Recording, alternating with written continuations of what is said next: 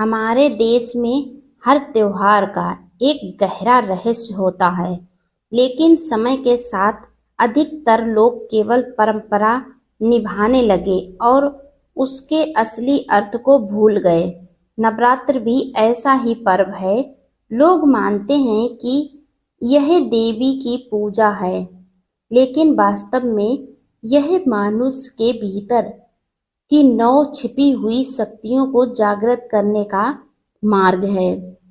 गौतम बुद्ध ने अपने शिष्यों को बार बार यही सिखाया कि जैसे बाहर सूर्य है, वैसे ही हर इंसान के भीतर भी एक आंतरिक सूर्य है, लेकिन अज्ञान का बादल उसे ढक देता है। नवरात्र वह साधना है जिससे भीतर का सूर्य जगमगाने लगता है।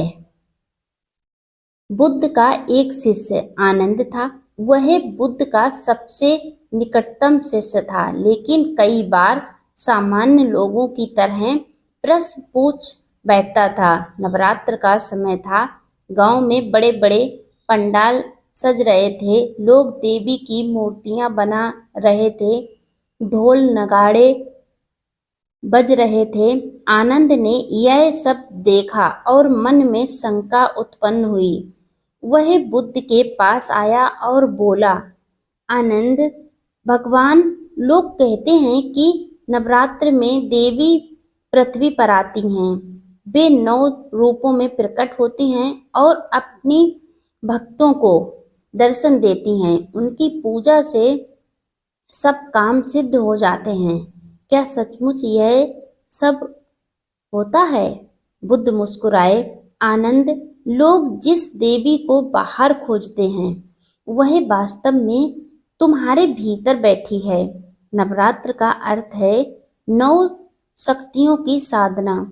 जो बाहर मूर्तियों की पूजा करता है, वह केवल प्रतीक को पूजता है, लेकिन जो अपने भीतर इन 9 शक्तियों को जागृत कर लेता है, वही असली नवरात्र का साधक होता है।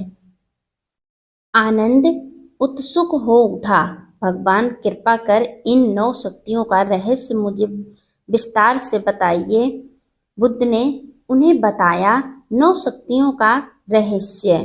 पहला, शैलपुत्री, आत्मविश्वास की शक्ति। बुद्ध ने कहा, पहली शक्ति है शैलपुत्री, पर्वत की पुत्री, यानी अडिग।